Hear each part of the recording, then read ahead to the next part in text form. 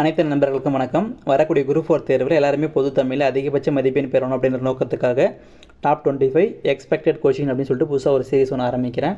இதில் பார்த்திங்கன்னா நமக்கு வினாக்கள் பழைய தமிழ் புத்தகம், புதிய தமிழ் புத்தகம், பழைய வினாத்தாள்கள் எல்லாமே கவர் ஆகிற மாதிரி எடுத்து கொடுக்குறேன். ஓகேவா? நீங்கள் முறை நம்ம சேனலில் பார்க்குறீங்க அப்படின்னா மறக்காமல் சப்ஸ்கிரைப் பண்ணி வச்சுட்டு மறக்காமல் பக்கத்தில் இருக்கிற பெல் பட்டனை கிளிக் பண்ணி ஆல் நோட்டிஃபிகேஷன் செட் பண்ணிக்கோங்க. நம்ம போகிற ஒரு வீடியோ உங்களுக்கு உடனே கிடைக்கும்.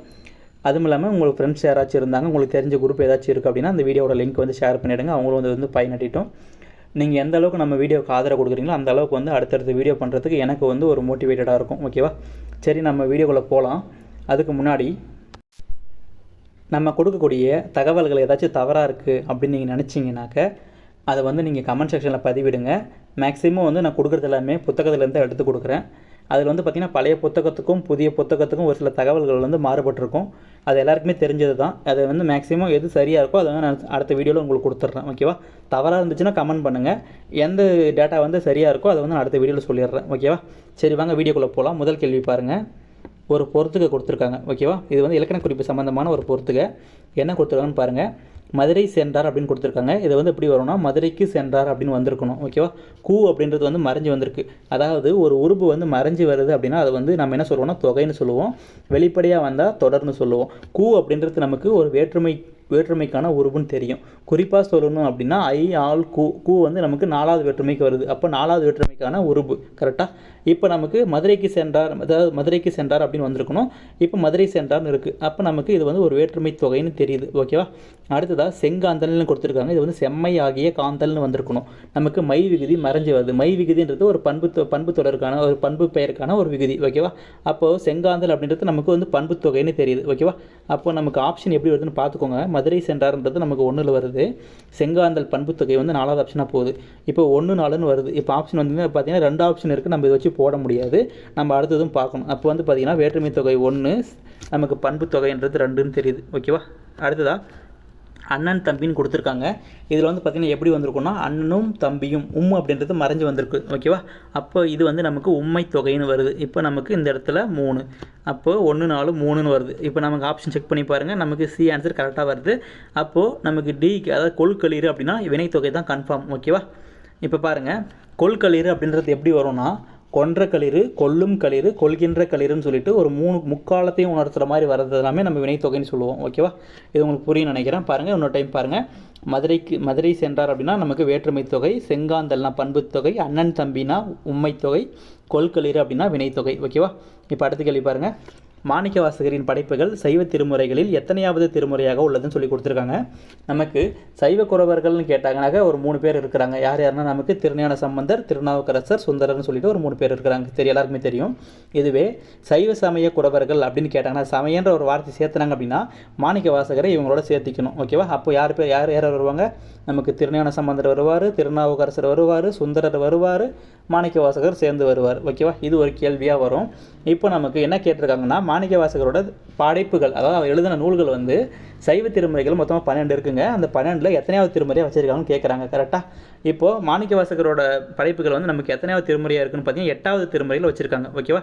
இதுக்கான ஆன்சர் நமக்கு டி தான் கரெக்டு. இன்னொன்று, மாணிக்கவாசகரோட காலம் கேட்பாங்க. காலம் பார்த்திங்கன்னா நமக்கு பழைய புத்தகத்தில் கிபி 9ஆம் நூற்றாண்டுன்னு கொடுத்துருப்பாங்க. அது தவறாக இருக்குங்க. புதிய புத்தகத்தில் கிபி 8ஆவது நூற்றாண்டு கொடுத்துருக்காங்க. அதான் சரியாக இருக்குது. ஓகேவா? என்ன காரணம் அப்படின்னா நமக்கு பழைய புத்தகத்தில் இருக்கிற டேட்டா நம்ம எடுக்கக்கூடாது. நமக்கு கீ ஆன்சர் புதிய புத்தகத்தை தான் கன்சிடர் பண்ணுவாங்க. அதனால் கிபி 8 ஞாபகம் வச்சுக்கோங்க. அதாவது இவரோட படைப்பும் 8வது திருமுறை, இவரோட காலமும் நமக்கு கிபி 8 இப்படி ஞாபகம் வச்சுக்கோங்க. ஓகேவா? இவரோட படைப்புகள் என்னென்ன இருக்குது? நமக்கு திருவாசகம் இருக்கா? திருவாசகம்னு எடுத்துக்கிட்டிங்கன்னா 658 பாட்டு. ஓகேவா? அடுத்ததாக என்ன இருக்குது? நமக்கு திருக்கோவையாறு அப்படின்னு சொல்லிட்டு ஒரு நூல் எழுதியிருக்காரு. அதில் மொத்தமாக 400 பாடல் இருக்குது திருக்கோவையாறில். அடுத்ததாக பார்த்திங்கன்னா திருவெம்பாவைன்னு ஒரு நூல் இருக்குது. இதில் பார்த்திங்கன்னா மொத்தமாக 20 பாட்டு இருக்குது. ஓகேவா? இது எல்லாமே ஞாபகம் வச்சுக்கோங்க. 658ன்றது நமக்கு திருவாசகம். கரெக்டாக? அடுத்ததாக 400 அப்படின்றது பார்த்திங்கன்னா நமக்கு திருக்கோவையாறு. ஓகேவா? 200ன்றது நமக்கு திருவெம்பாவை. இதில் ஸ்க்ரீனில் ஒழுங்காக எழுத முடியல. நான் சொல்கிறத மட்டும் காதில் கேட்டுக்கோங்க. அது மட்டும் போதும். ஓகேவா? இன்னொரு டைம் பார்த்துக்கோங்க. திருவாசகம்னா 658 பாட்டு, திருக்கோவையார்னா 400 பாட்டு, திருவெம்பாவைனா நமக்கு 20 பாடல் இருக்குது. ஓகேவா? அடுத்த கேள்வி பார்க்கலாமா? அடுத்து என்ன கொடுத்துருக்காங்கன்னு பாருங்கள். பயன்கலை என குறிப்பிடப்படுவதுன்னு கேட்குறாங்க. பயன்கலை அப்படின்னா நமக்கு மொழிபெயர்ப்பு குறிக்கக்கூடியது. இது நமக்கு புதிய புத்தகத்தில் இடம்பெறுது. புதிய 10வது புத்தகத்தில் நமக்கு மொழிபெயர்ப்பு சம்மந்தமாக ஒரு பாடம் கொடுத்துருப்பாங்க, அதில் தான் அந்த கேள்வி எடுத்திருக்கோம். ஓகேவா? அடுத்த கேள்வி பாருங்கள். பின்வரும் கூற்றுகளை ஆராய்கன்னு கேட்டிருக்காங்க. இது வந்து நமக்கு கம்பர் சம்பந்தமாக இருக்க பாருங்கள். கம்பர் ராமனது வரலாற்றை தமிழில் வழங்கி ராமாவதாரம் என பெயரிட்டார்னு கொடுத்துருக்காங்க. கரெக்டு தாங்க. அவர் வந்து பார்த்திங்கன்னா அவரோட நூலுக்கு ராமாவதாரம் அப்படின்னு சொல்லி தான் பேர் வச்சார். நம்ம வந்து கம்பரை சிறப்பிக்கிறதுக்காக கம்பராமாயணம் சொல்லிட்டு மாற்றி சொல்கிறோம். ஓகேவா? அடுத்ததாக கம்பர் பாண்டி நாட்டு திருவள்ளந்துறை சார்ந்தவர்னு கொடுக்குறாங்க. அவர் பாண்டி நாடு கிடையாதுங்க, அவர் வந்து சோழ நாட்டில் பிறந்தவர். கரெக்டாக? அவர் வந்து சோழ நாட்டு திருவள்ளந்துறை சார்ந்தவர். அடுத்ததாக கம்பரை ஆதரித்தவர் சடையப்ப வள்ளல்னு கொடுத்துருக்காங்க. இது கரெக்டு தாங்க. ஏன்னா சடையப்ப வள்ளர் அவர் அதை ஆதரித்தார் கம்பரை. அதனால் கம்பர் என்ன பண்ணார்னா ஒரு 1000 பாட்டுக்கும் அவரை புகழ்ந்து பாடுறாரு. கரெக்டாக? அடுத்ததாக சடகோபர் அந்தாதி இவர் இயற்றிய நூல்களில் ஒன்றுன்னு கொடுக்குறாங்க. இது கரெக்டு தாங்க. சடகோபர் அப்படின்னா நம்மால் வேற குறிக்கக்கூடியது. அவருக்கு ஏன் சடகோபர் அந்த சடகோபர்னு பேர் வந்துச்சுன்னா சடம் அப்படின்ற ஒரு விஷவாயுவை வந்து அடக்குனதுனால அவருக்கு சடகோபர்னு பேர் வருது. அதனால் அவர் பேரில் ஒரு நூல் எழுதுகிறார் கம்பர்.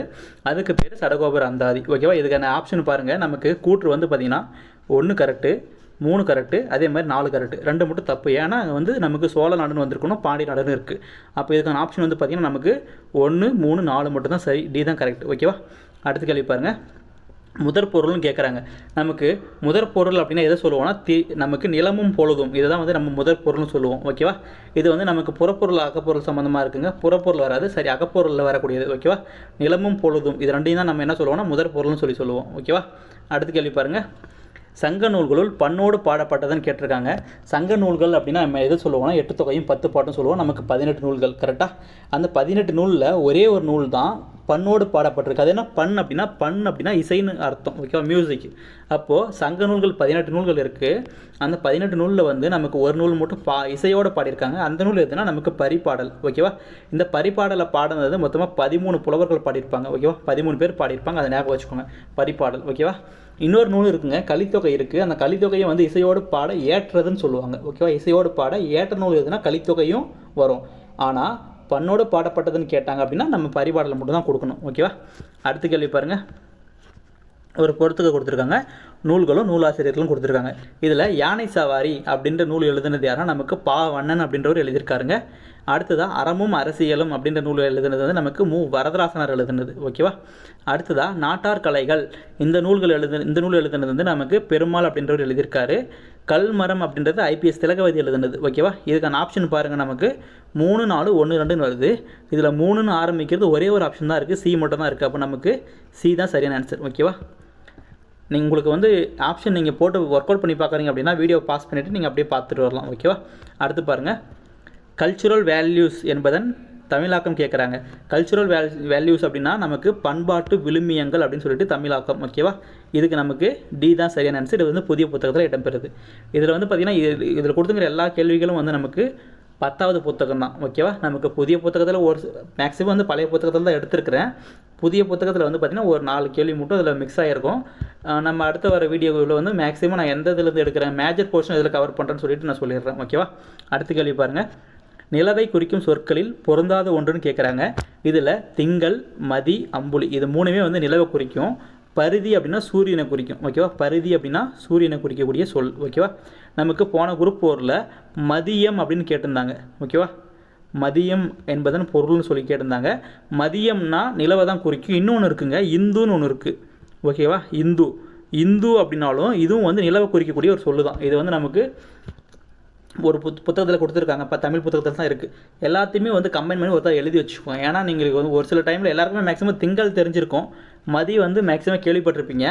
அம்புலியும் இந்துவும் வந்து டக்குன்னு ஞாபகம் வராது, அதனால் எழுதி வச்சுக்கோங்க. ஓகேவா? அம்புலின்றது நமக்கு பிள்ளைத்தமிழ் நீங்கள் படிச்சிருப்பீங்க இல்லைங்களா? பிள்ளைத்தமிழில் ஒரு பருவமாக வரக்கூடியது. ஓகேவா?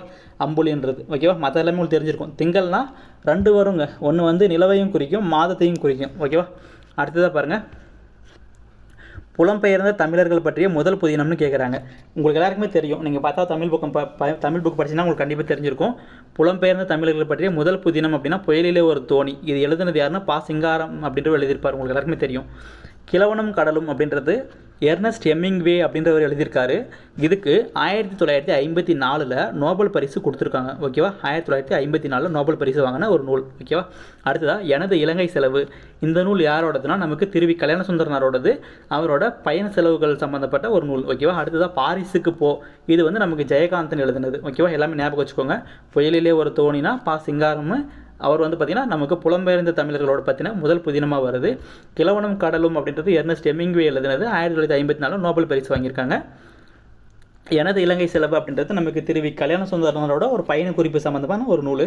பாரிஸுக்கு போ அப்படின்றது நமக்கு ஜெயகாந்தனோட நூல். ஓகேவா, அடுத்து பாருங்கள், தன் பெயல் இலக்கண குறிப்பு காணுங்கன்னு கேட்டிருக்காங்க. இதில் இந்த தன் அப்படின்னா 3 சொல்லின்னு வந்துச்சு, அதுக்கு பேர் வந்து குளிர்ச்சின்னு அர்த்தங்க. ஓகேவா, பெயல் அப்படின்னா மலை, அப்போ குளிர்ந்த மலைன்னு பொருள் இந்த தன் பெயல் அப்படின்றதுக்கு. ஓகேவா, நமக்கு இதுக்கு இலக்கண குறிப்பு என்னென்னு பார்த்தீங்கன்னா இதுக்கு வந்து பண்பு தொகை. ஓகேவா, இதுக்கான ஆன்சர் வந்து நமக்கு டி, பண்பு தொகை தான் கரெக்ட். தன் பெயல் அப்படின்னா பண்பு தொகை என்பது சரியான ஆன்சர். ஓகேவா, அடுத்து பாருங்கள், எழுதியவர் எனும் சொல்லின் வேர் சொல் கேட்குறாங்க. வேர் சொல் அப்படின்னா ஒரே விஷயம் ஞாபகம் வச்சுக்கோங்க, மற்றவங்களுக்கு நீங்கள் ஒரு கட்டளை இடுற மாதிரி ஞாபகம் வச்சுக்கோங்க. இதில் எழுதியவர்னு இருக்குது, அப்போ நீங்கள் இது எப்படி சொல்லணும் அப்படின்னா எழுது அப்படின்னு சொல்லணும். ஏன்னா மற்றவங்களுக்கு நீங்கள் ஆர்டர் போடுறீங்க. இப்போ ஓடியவர்னு கொடுத்தா அதுக்கு என்ன சொல்லணும் நீங்கள் ஓடுன்னு சொல்லுவீங்க. இதுவே பாடியவர்னு கொடுத்தா ஏய் பாடு. அந்த ஏய் அப்படின்ற வார்த்தை நீங்கள் ஒரு சொல்லுக்கு மாதிரி வச்சு அடிச்சிங்கன்னா, அதாவது வச்சு சொன்னீங்க அப்படின்னா அதுதான் வந்து உங்களுக்கு வேர் சொல்லவே கிடைக்கும். கரெக்டாக, இப்போ பாருங்கள் எழுதியவர்னு இருக்குது, அப்போ நீங்கள் மற்றவங்ககிட்ட சொல்லும் போது எப்படி சொல்லுவோம், எழுதுன்னு சொல்லுவீங்க. அப்போது இதுக்கு வந்து எழுது, நமக்கு சி ஆன்சர் தான் கரெக்ட். ஓகேவா, அடுத்து எழுதியேன்னு இருக்குது, ஆ சவுண்டு வருது. ஆ வந்தால் நமக்கு பெயரச்சம்னு ஒரு அர்த்தம் இருக்குது. இன்னொன்று பாருங்கள், எழுதாத, இதுவும் வந்து நமக்கு ஆ தான் வருது. இப்போ எழுதியனா அந்த செயலை செய்கிறாங்க, எழுதாதனா அது செய்யலைன்னு அர்த்தம். செஞ்சாங்க அப்படின்னா நார்மலாக நீங்கள் என்ன சொல்லலாம்னா அது வந்து பெயரச்சம்னு எடுத்துக்கலாம், எழுதிய அப்படின்றத. இதுவே அந்த செயலை வந்து செய்யாத மாதிரி சொன்னாங்க அப்படின்னா எதிர்மறையாக வருது. அப்போ எதிர்மறை பெயரச்சமாக வரும். அதாவது எழுதிய அப்படின்னா நார்மலாக பெயரச்சம், எழுதாத அப்படின்னா எதிர்மறை பெயரச்சம், எழுதி ஈ சவுண்டு வந்துச்சுன்னா அது வந்து வினையச்சம்னு சொல்லணும். ஓகேவா, நான் சொல்கிறத மட்டும் காதில் வாங்கிக்கோங்க, என்னால் உங்களுக்கு கரெக்டாக எழுத முடியாது. ஏன்னா நான் வந்து மொபைல் டிஸ்பிளேல எழுதிட்டு இருக்கேன், கொஞ்சம் மீடியமாக தான் இருக்குது, அட்ஜஸ்ட் பண்ணிக்கோங்க. ஓகேவா, அடுத்து கேள்வி பாருங்கள், சீர்களை வரிசைப்படுத்துகன்னு கொடுத்துருக்காங்க. இது வந்து திருக்குறள்லேருந்து எடுத்துருக்குங்க. பாருங்கள், எல்லாம் அரிதே அரியவற்றுள்னு கொடுத்துருக்காங்க. இதை தான் வந்து நீங்கள் என்ன பண்ணணும்னா கரெக்டான ஆர்டரில் நீங்கள் எழுதணும். ஓகேவா, இதுக்கான சரியான ஆன்சர் நான் சொல்லிடுறேன். இதில் வந்து பார்த்திங்கன்னா அரியவற்றுள் எல்லாம் அரிதே பெரியாரை பேணி தமரா குழல், இந்த குறள் உங்களுக்கு எல்லாருக்குமே தெரிஞ்சிருக்கும் இல்லைங்களா. அப்போது நமக்கு அரியவற்றுள் எல்லாம் அரிதே இதாங்க சரியான வரிசை, நமக்கு சி தான் சரியான வரிசை. ஓகேவா, நமக்கு இந்த மாதிரி கேட்பாங்க. ஏன்னா திருக்குறள் சம்மந்தமாக நம்ம கேட்கும் போது மேக்ஸிமம் இந்த சீர் வரிசை நமக்கு அகர வரிசை பண்ணுறது உங்களுக்கு தெரியும். சொற்களை சொற்றொடராக்குன்னு சொல்லி கொடுப்பாங்க, சீர்களை மாற்றி மாற்றி கொடுப்பாங்க, அதுவும் கேட்பாங்க. நமக்கு கொஷின் வந்து டப்பாக வைக்கணும் அப்படின்னா இந்த மாதிரி திருக்குறள்லேருந்து எடுத்து வைப்பாங்க, ஏதாச்சும் ஒரு பாடல் வரி எடுத்து கொடுப்பாங்க. மேக்ஸிமம் இந்த மாதிரி கேட்கறது ஒரு பாசிபிள் இருக்குது. ஓகேவா, அடுத்து கேள்வி பாருங்கள், நூல் நோக்கி இலக்கண குறிப்பு கேட்குறாங்க. இது எப்படி சொல்லுவீங்க அப்படின்னா நூலை நோக்கின்னு சொல்லுவாங்க. ஏன்னா ஒரு புத்தகம் இருக்குது, நம்ம அதை பார்க்குறோம். அப்போது அந்த நூலை நோக்கி ஐன்ற ஒரு வார்த்தை வந்து உள்ளே வருது. கரெக்டாக, இந்த இடத்துல ஐன்றது மறைஞ்சிருக்கு, உள்ளே நமக்கு தெரியல. அப்போ மறைஞ்சிருந்தால் அது என்னதுங்க, நமக்கு தொகைன்னு சொல்லியிருக்கிறேன். மறைஞ்சிருந்தால் தொகை. கரெக்டாக, அப்போது எது மறைஞ்சிருக்கு, ஐன்றது மறைஞ்சிருக்கு. ஐன்றது எத்தனாவது வேற்றுமை, நமக்கு 2வது வேற்றுமை. அப்போது நமக்கு 2ஆம் வேற்றுமை தொகை. இதுக்கான ஆன்சர் வந்து நமக்கு 2ஆம் வேற்றுமை தொகை. ஓகேவா, நூல் நோக்கி அப்படின்னா 2ஆம் வேற்றுமை தொகை. ஓகேவா, அடுத்த கேள்வி பாருங்கள், பின்வரும் கூற்றுகளை ஆராய்கன்னு கொடுத்துருக்காங்க. இதில் முதல் கூற்று பாருங்கள், சமண சமயத்திற்கே உரிய கொல்லாமை முதலான உயரிய கருத்துக்களை கூறும் நூல் இயலாதுன்னு கொடுத்துருக்காங்க. இது வந்து கரெக்டு தாங்க, முதல் ஸ்டேட்மெண்ட் நமக்கு கரெக்டு தான். ஓகேவா, இது ஒன்று ஞாபகம் வச்சுக்கோங்க, சமண சமயத்திற்கே உரிய கொல்லாமை, இதான் நமக்கு கீவேர்டு. ஓகேவா, இந்த இது வந்துச்சுன்னா கண்ணை முடின்னு இயலாதுன்னு ஞாபகம் வச்சுக்கோங்க. ஓகேவா, இயலாதுன்றது நமக்கு 17 கீழ்கணக்கு நூல்களில் ஒன்று, இதை ஞாபகம் வச்சுக்கோங்க. ஓகேவா, அடுத்ததான் இந்நூலின் ஆசிரியரின் காலம் கிபி 4ஆம் நூற்றாண்டுன்னு கொடுத்துருக்காங்க. இதுக்கு முன்னாடி இந்த நூலை யார் எழுதுனது நமக்கு தெரியணும். கரெக்டாக, இந்த நூலை எழுதுனது கனிமேதாவியார் அப்படின்றவர் எழுதியிருக்காரு. கரெக்டாக, இந்த கனிமேதாவியார் வந்து 17 கீழ்கணக்கு நூலில் 2 நூல் எழுதியிருப்பாருங்க. ஒன்று வந்து ஏலாதி, இன்னொன்று வந்து திணைமாலை 150 ஒரு நூல் எழுதியிருப்பார். ஓகேவா, இப்போது இந்த ஏலாதி அப்படின்றது வந்து பார்த்திங்கன்னா நமக்கு 17 கீழ்கணக்கு நூல்னு தெரியும், இது எழுதுனது நமக்கு கனிமேதாவியார்னு தெரியும். இங்கே 2வது ஸ்டேட்மெண்ட் என்ன கேட்குறாங்கன்னா அவரோட காலம் கேட்குறாங்க. அவரோட காலம் வந்து கிபி 4 கிடையாது, கிபி 5ஆம் நூற்றாண்டு சார்ந்தவர். ஓகேவா, கிபி 5ஆம் நூற்றாண்டு. இன்னொரு விஷயம் ஞாபகம் வச்சுக்கோங்க, கனிமேதாவியாரும் நம்ம சிறுபஞ்ச மூலத்தை எழுதின காரியாசானும் ஒரு சாலை மாணாக்கர்னு சொல்லுவாங்க. அது என்னென்னா ஒரு சாலைனா என்னங்க, பள்ளிக்கூடம். அப்போ 2 பேரும் ஒன்றா படித்தவங்க ஞாபகம் வச்சுக்கோங்க. இதுவும் வந்து நமக்கு ப்ரீவியஸில் கேட்டிருக்காங்க. ஓகேவா, அப்போது அவருக்கு என்னங்க ஒரு காலம், இவருக்கு 5ஆம் நூற்றாண்டுனா அவருக்கும் 5ஆம் நூற்றாண்டு வருது. ஓகேவா, 2 பேருமே வந்து 5ஆம் நூற்றாண்டில் இருந்தவங்க ஞாபகம் வச்சுக்கோங்க. ஓகேவா, இப்போது இதுக்கான ஆன்சர் பாருங்கள், நமக்கு கூற்று 1 சரி 2 வந்து தவறு. அப்போது 1 மட்டும் சரி, அப்போது ஏ தான் சரியான ஆன்சர். ஓகேவா, அடுத்து கேள்வி பாருங்கள், அடுத்து என்ன கொடுத்துருக்காங்க பாருங்கள், திருந்திய பண்பும் சீர்த்த நாகரிகமும் பொருந்திய தூய்மொழி தமிழ் செம்மொழியாம் என செம்மொழிக்கு இலக்கணம் வகுத்தவர்னு கேட்டிருக்காங்க. ஓகேவா, இது பாருங்கள், செம்மொழிக்கு இலக்கணம் வகுத்தவர், இதான் நம்ம கீ பாயிண்ட். இன்னொன்று வந்து இந்த லைனை கூட கேட்பாங்க, இந்த லைன் வந்து யார் சொன்னதுன்னு கேட்பாங்க. இது சொன்னது வந்து நமக்கு பரிதிமார் கலைஞர். ஓகேவா, இப்போ பாருங்கள், நமக்கு செம்மொழிக்கு இலக்கண முகத்தவர் யாருங்க? பரிதிமாற் கலைஞர். இது ஓகேவா? அடுத்ததாக மேடை தமிழுக்கு இலக்கண முகத்தவர் யார்? மேடை தமிழுக்கு இலக்கண முகத்தவர் யார்? இதுக்கான ஆன்சரை வந்து நீங்கள் கமெண்ட் பண்ணுங்கள், ஓகேவா? மேடை தமிழுக்கு. அடுத்ததாக ஓவியருக்கு இலக்கண முகத்தவர் யார்? ஓவியருக்கு இலக்கண முகத்தவர் யார்? இது ரெண்டுமே வந்து நீங்கள் கமெண்ட் பண்ணுங்கள், ஓகேவா? உங்களுக்கு ஆன்சர் தெரிஞ்சால் கமெண்ட் பண்ணுங்கள். இல்லை அப்படின்னா நான் ஆன்சர் வந்து நான் அடுத்த வீடியோவில் சொல்கிறேன், ஓகேவா? இதுக்கான ஆன்சர் வந்து அடுத்த வீடியோவில் சொல்கிறேன். மேடை தமிழுக்கு இலக்கண முகத்தவர் யார்? ஒன்று. ரெண்டாவது வந்து ஓவியருக்கு இலக்கண முகத்தவர் யார்? இது ரெண்டுமே நமக்கு இப்போ தமிழ் புத்தகத்தில் இருக்குது, ஓகேவா? ஆனால் இந்த நமக்கு 10வது புத்தகத்தில் கிடையாது, காமனாக இருக்குது. உங்களுக்கு ஆன்சர் தெரிஞ்சிருந்தால் கமெண்ட் பண்ணுங்கள், அப்படி இல்லைனா நான் அடுத்த வீடியோவில் சொல்கிறேன், ஓகேவா? அடுத்த கேள்வி பாருங்கள். 17வது கேள்வி. மக்கள் இலக்கியம் என போற்றப்படுவது எதுன்னு கேட்குறாங்க. நமக்கு இதுக்கான ஆன்சர் வந்து பார்த்திங்கன்னா சங்க இலக்கியம், ஓகேவா? சங்க இலக்கியத்தை மக்கள் இலக்கியம்னு சொல்லுவாங்க. ஏன்னா சங்க இலக்கியத்தில் வந்து பார்த்திங்கன்னா எந்த அரசரை, அதாவது மேக்ஸிமம் வந்து பார்த்திங்கன்னா நமக்கு அரசரை வந்து பாட்டு பாடியிருப்பாங்க, அதே சமயம் வந்து பார்த்திங்கன்னா மக்களை தான் அதிகமாக பாடியிருப்பாங்க. அப்போது ஒரு மக்கள் அவங்கள பற்றி பாடுறதுனால இதுக்கு பேர் வந்து மக்கள் இலக்கியம்னு சொல்லுவாங்க, இல்லை மக்கள் இலக்கியம்னு சொல்லுவாங்க சங்க இலக்கியத்தை, ஓகேவா? இதுவே மற்றதெல்லாம் எடுத்துக்கிட்டிங்கன்னாக்க யாராச்சும் ஒருத்தரை வச்சு பாடுவாங்க. இதுவே சங்க இலக்கியம் வந்தபோது பார்த்திங்கன்னா காமனாக நிறைய பேர் இருப்பாங்க, ஓகேவா? எல்லாமே நிறைய பேர், அதாவது மக்களோட மொத்த வாழ்க்கை நிலையுமே வந்து பேசும், ஓகே? சங்க இலக்கியம் அப்படின்றது அதாவது பழந்தமிழரோட அகவாழ்வு புகவாழ்வு புறவாழ்வு எல்லாமே வந்து தெரியும் நமக்கு. அதனால் வந்து இதை வந்து மக்கள் இலக்கியம்னு சொல்கிறாங்க, ஓகேவா? இதுக்கான ஆன்சர் வந்து நமக்கு சங்க இலக்கியம் தான். இது வந்து நமக்கு பழைய தமிழ் புத்தகத்தில் இருக்குது, ஓகேவா? அடுத்து பாருங்கள். மருந்து பொருள்களில் அமைந்த இரு நூல்கள்னு கேட்குறாங்க. இதுக்கு வந்து பார்த்திங்கன்னா ஆன்சர் வந்து நமக்கு சரியான ஆன்சர் வந்து பார்த்திங்கன்னா திருக்கடுகம் ஏலாதி, ஓகேவா? திருக்கடுகம் ஏலாதி. திரினா நமக்கு 3ன்னு தெரியும், இங்கிலீஷில் திரின்னா நமக்கு 3ன்னு சொல்லுவோம் இல்லைங்களா? அப்போ 3 மருந்து பொருள் எது வரும் பாருங்கள். நமக்கு சுக்கு மிளகு திப்பிலி இது 3மே வந்துச்சுன்னா நமக்கு எதுனா நமக்கு திருக்கடுகம். ஏலாதினா 6 மருந்து பொருள் இருக்குது. அதுக்கான ஆன்சர் நான் பின்னாடி வச்சுருக்கேன், இப்போது இது மட்டும் தெரிஞ்சுக்கோங்க. மருந்து பொருட்களில் அமைந்த இரு நூல்கள் அப்படின்னா திருக்கடுகம் ஏலாதி, இது ரெண்டும் ஞாபகம் வச்சுக்கோங்க. இன்னொன்று வந்து சிறுபஞ்சம் மூலம், அது வந்து நமக்கு 5 வேர்களால் ஆனது, வேர்பொருள்கள், ஓகேவா? அது மருந்து பொருள்கள் நம்ம சொல்ல முடியாது, வேர்பொருள்களால் ஆனது, ஓகேவா? இதுக்கான ஆன்சர் வந்து நமக்கு திருக்கடுகமும் ஏலாதியும். அடுத்த கேள்வி பாருங்கள். முதலில் திருக்குறள் பதிப்பித்து வெளியிடப்பட்ட ஆண்டுன்னு கேட்டிருக்காங்க, கரெக்டாக? இதில் நமக்கு முதல்ல திருக்குறளை வந்து எப்போ பதிப்பித்து வெளியிடுறாங்க அப்படின்னா 1812. யார் வெளியிட்டது? தஞ்சையில் ஞானப்பிரகாசம் அப்படின்றவர் வெளியிட்டிருப்பார், ஓகேவா? முதல்ல திருக்குறள் வந்து பதிப்பித்து வெளியிடப்பட்ட ஆண்டு நமக்கு 1812வது வருஷம், ஓகேவா? அடுத்த கேள்வி. நன்றிக்கு வித்தாவது எதுன்னு கேட்குறாங்க. இது வந்து நமக்கு திருக்குறள் எல்லாருமே காமனாக தெரிஞ்சிருக்கும். நன்றிக்கு வித்தாவது எதுனா நல்லொழுக்கம், ஏதான் சரியான ஆன்சர், ஓகேவா? நன்றிக்கு வித்தாவது நல்லொழுக்கம், ஓகே? அடுத்ததாக உறவோர் என்பதன் இலக்கண குறிப்பு காண்கன்னு கேட்டிருக்காங்க, கரெக்டாக? உறவோர் அப்படின்னா நமக்கு எதை பற்றி சொல்லுதுன்னா, இன்னொரு விஷயம், இந்த உறவோர் அப்படின்னா அதுக்கு மீனிங் என்னென்னு ஃபஸ்ட் தெரிஞ்சுக்கோங்க. உறவோர் அப்படின்னா மன வலிமை உடையோர்னு அர்த்தம், ஓகேவா? மன வலிமை உடையோரை நம்ம உறவோர்னு சொல்லுவோம். இப்போ பாருங்கள், மன வலிமை உடையோர் நான் யாருன்னே சொல்லலை, கரெக்டாக? நான் யாராச்சும் ஒருத்தரை சொன்னேன் அப்படின்னா அது நீங்கள் சொல்லலாம், இவரை பற்றி சொல்லியிருக்கோம் அப்படின்னு சொல்லிட்டு. நான் யாருன்னே சொல்லலை, ஆனால் அந்த வினையை வந்து வினை செய்கிறவங்களை வந்து குறிப்பிடுது, ஆனால் அது வினையை சுற்றி சொல்லலை, ஓகேவா? அப்போது இந்த வினையால் ஒருத்தரை வந்து மறைக்கப்படுறாங்க அப்படின்னா வினையால் அணையும் பெயர்னு சொல்லுவாங்க. அதாவது இன்னொரு விஷயம் என்னென்னா, மேக்ஸிமம் வினையால் அணையும் பெயருக்கு ஒரு ஷார்ட்கட் மாதிரி ஞாபகம் வச்சுக்கோங்க. மேக்ஸிமம் வந்து ஆர் அப்படின்ற மாதிரி முடியும், ஓகேவா? 6 அரு இந்த மாதிரி மேக்ஸிமம் இருந்துச்சுன்னா எனக்கு தெரிஞ்ச வரைக்கும் ஒரு 80% வந்து வினையால் அணையும் பெயர் வந்து இப்படி தான் வரும், ஓகேவா? 6 அரு. இதுக்கான ஆன்சர் வந்து நமக்கு வினையால் அணையும் பெயர் தான் கரெக்டு. அதாவது வந்து ஒரு வினை சொல் வந்து அந்த வினையை பற்றி குறிக்காமல் அந்த வினை யார் செய்கிறாங்களோ அவங்கள குறிச்சிச்சு அப்படின்னா அதுதான் வந்து வினையால் அணையும் பெயர்னு சொல்லுவாங்க. இதுதான் அதுக்கான டெஃபினேஷனு. நான் இதுக்கு முன்னாடி சொன்னது உங்களுக்கு புரியல அப்படின்னா மேக்ஸிமம் இந்த கீவேர்டை ஞாபகம் வச்சுக்கோங்க. ஆர் அரு அந்த மாதிரி முடிஞ்சுன்னா இதே பாருங்கள், ஒருத்தார் பொறுத்தார். அப்புறம் வந்து பார்த்திங்கன்னா இன்னொன்று எப்படி வேறு மாதிரி எப்படி சொன்னால் பாடியவன் அவன், இது கொஞ்சம் டிஃப்ரெண்ட்டாக வரும். மேக்ஸிமம் ஆறுன்ற மாதிரி ஞாபகம் வச்சுக்கோங்க. இதுவே வந்து பார்த்திங்கன்னா பாடியவன் அப்படின்னு சொன்னாலும் அது வந்து நமக்கு வினையால் அணையும் பெயரில் தான் வரும், ஓகேவா? பாடியவன் வராது, பாடியவர், ஓகேவா? பாடியவர். ஏன்னா பாடியவன் வந்தால் நம்ம யாராச்சும் ஒருத்தர் சொல்ல முடியும், பாடியவர்னு வந்தால் அது யாருன்னு சொல்ல முடியாது. அப்போ வந்து நமக்கு பாடியவர்ன்றது வினையால் அணையும் பெயராக வரும், ஓகேவா? இதெல்லாம் வந்து வினையால் அணையும் பெயருக்கு ஒரு சில எக்ஸாம்பிள்ஸ், ஓகேவா?